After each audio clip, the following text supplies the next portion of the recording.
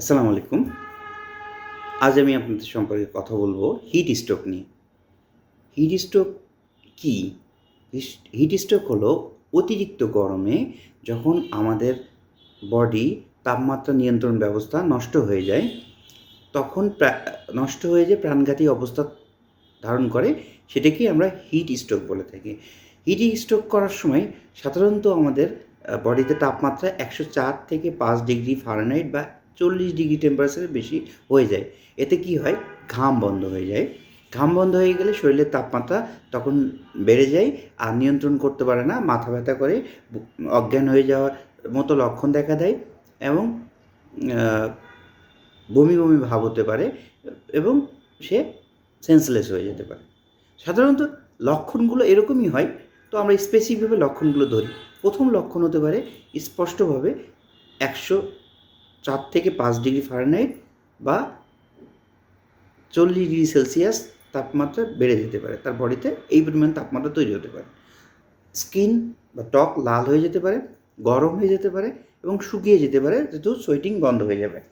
তীব্র মাথা ব্যথা হতে পারে, ভমিটিং হতে পারে এবং ওই সময় ভমিটিং দ্যাট মিনস বমি হতে পারে।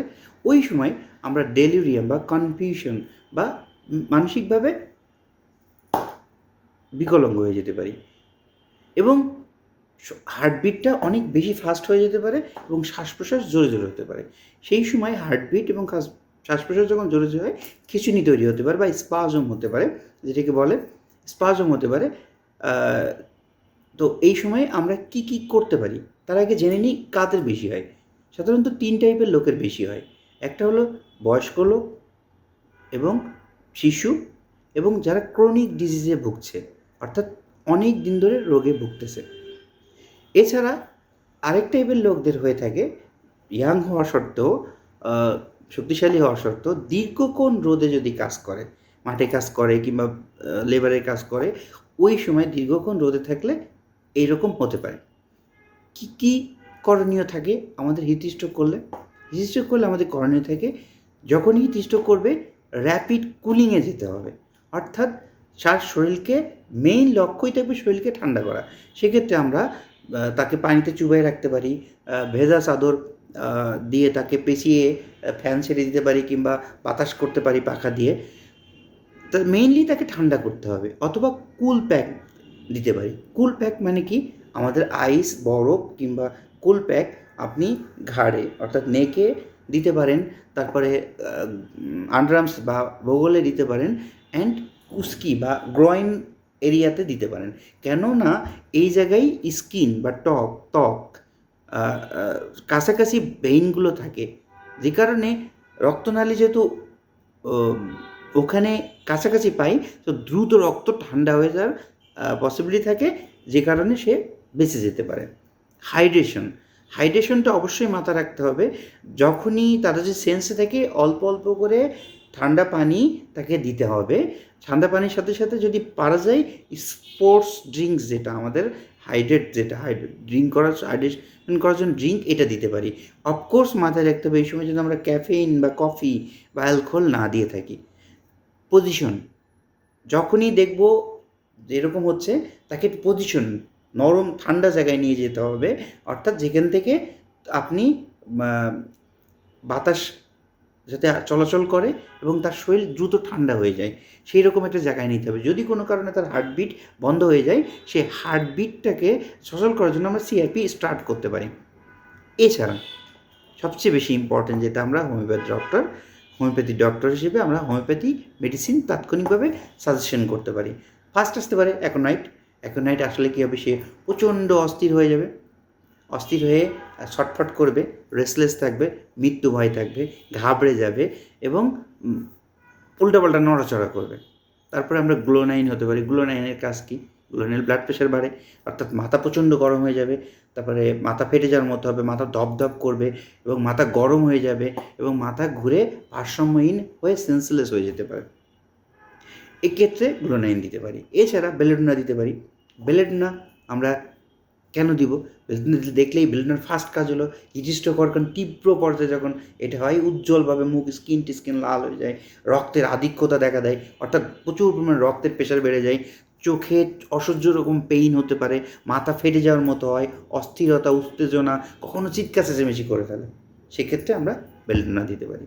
থাকে নেট্রাম কার্ভ দিতে পারি, সামান্য গরমেই খুব কষ্ট পাচ্ছে, অস্থির হয়ে যাচ্ছে, গরম সহ্যই করতে পারছে না, এটা আমরা ক্রনিক পর্যায়ে দিতে পারি যখন সুস্থ হয়ে আসে, কারণ আমাদের হিট স্ট্রোক সাধারণত 1 সপ্তাহের বেশি সময় ধরে লাগে ভালো হতে, কখনো তারও অধিক সময় 2-3 সপ্তাহ 1 মাস পর্যন্ত লাগে।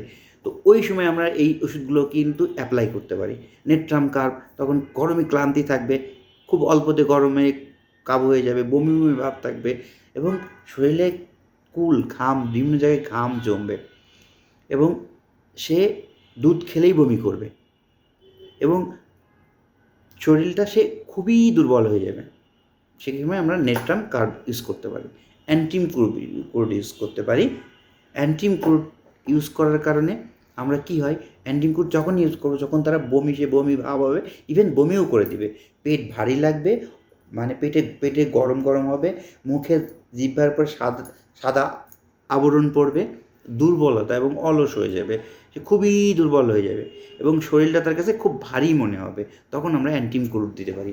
অপিয়াম, অপিয়াম মেইনলি অচেতন হয়ে যাবে, কথায় কথায় অচেতন, অজ্ঞান হয়ে যাবে, গভীর ঘুমের মধ্যে সে হাত পা নাড়াবে, কোনো উত্তেজনা কিছুই থাকবে না এবং ব্যথা বা বাহ্যিক উদ্দীপনা একদম কমে যাবে, কখনো কখনো স্ট্রোক পরবর্তী যেরকম হয় সেরকম হবে এবং শকের মতো হয়ে যাবে এবং যে কারণে তার যেহেতু সব কিছু নার্ভ কাজ করতেছে না, সেই জন্য বাথরুম কষা হয়ে যাবে।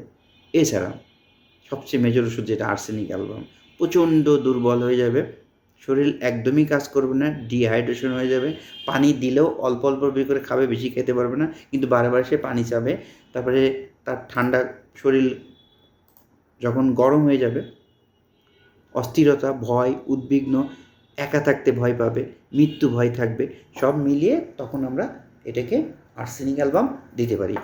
তো সঙ্গে সঙ্গে আমরা মেইনলি ফার্স্ট কাজ করব, তাকে ওয়াটার দিব। সো এইভাবে আমরা ট্রিটমেন্ট এবং এই হিট স্ট্রোক থেকে বাঁচতে পারি এবং সবচেয়ে ইম্পর্টেন্ট, এগুলো তো আমি ট্রিটমেন্ট কীভাবে হয় এইগুলো বললাম, কিন্তু আমাদের অবশ্যই সিনসিয়ার থাকতে হবে। আমরা বেশি যদি রোদে যাই, প্রয়োজনে যেতে হয়, অবশ্যই ছাতি ইউজ করব, হাতে পানি রাখবো, সবচেয়ে বেশি ভালো হয়